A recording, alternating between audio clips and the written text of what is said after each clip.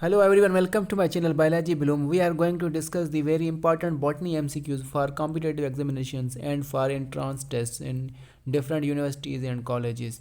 So let us discuss. सबसे पहले सवाल जो है, which one of the following ecosystem type has highest annual net primary productivity? नीचे दिए गए चार इकोसिस्टम्स हैं, उनमें से सबसे ज़्यादा जो है उनकी highest annual net primary productivity कौन से इकोसिस्टम की है? So it is a tropical rain forest because it is rich in biodiversity, that's why it has highest net primary productivity.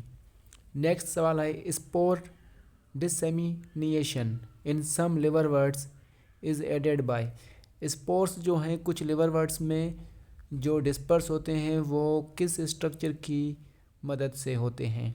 So spores are produced in the sporophytic generation in the capsule and they are dispersed by elaters.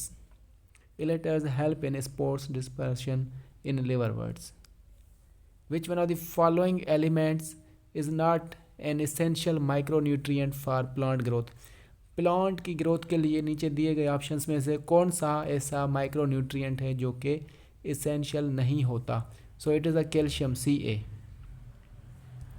Next है, the overall goal of glycolysis Krebs cycle and the ETCR electron transport system is the formation of dash. Glycolysis Krebs cycle और electron transport system का जो main मकसद क्या है? सो इसका ये मकसद है कि ATP जो है वो बनेगी in small step wise units.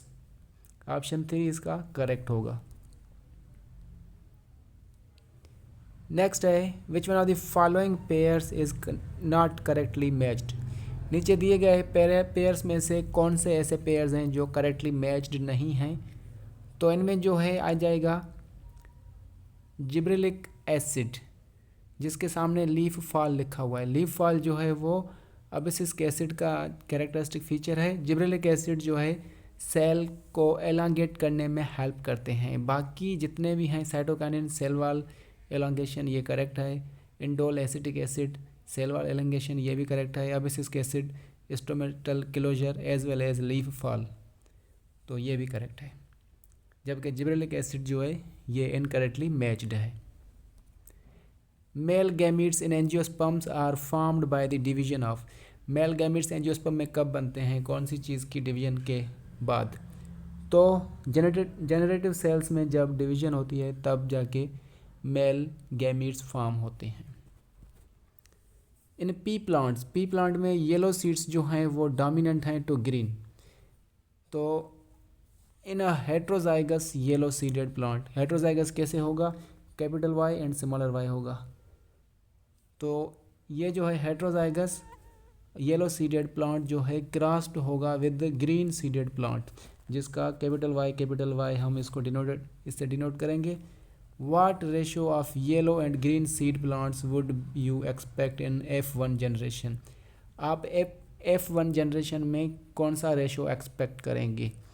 तो आइए जानते हैं. ये देखें, ये पेरेंट्स हैं और ये इनका जीनोटाइप है capital Y smaller Y and इसका क्रॉस होगा smaller Y means homozygous recessive और ये है हेट्रोजाइगस डोमिनेंट येलो. तो जब इनके जब गैमिट्स बनेंगे तो एक में कैपिटल वाई होगा, दूसरे में कैपिटल स्मॉलर वाई होगा और इसमें दोनों स्मॉलर वाई होंगे.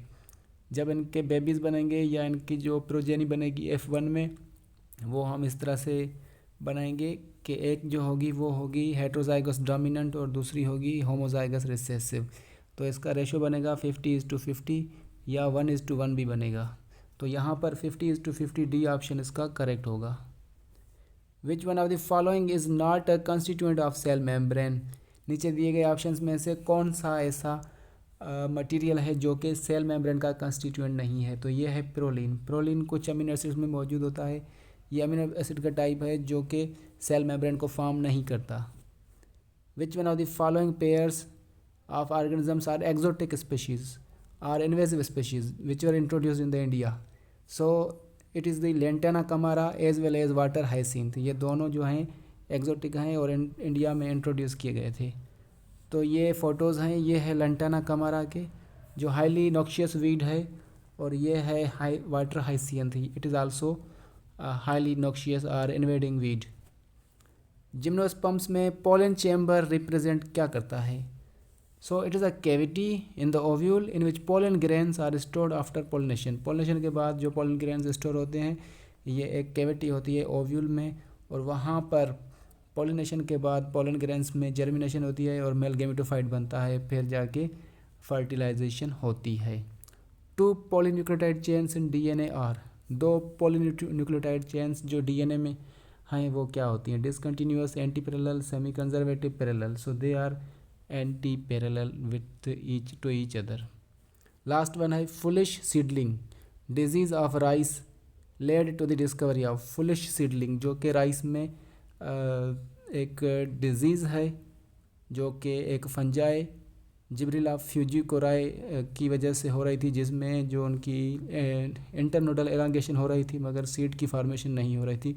सो उसने डिस्कवर किया जिब्रेलिक एसिड को। Thank you.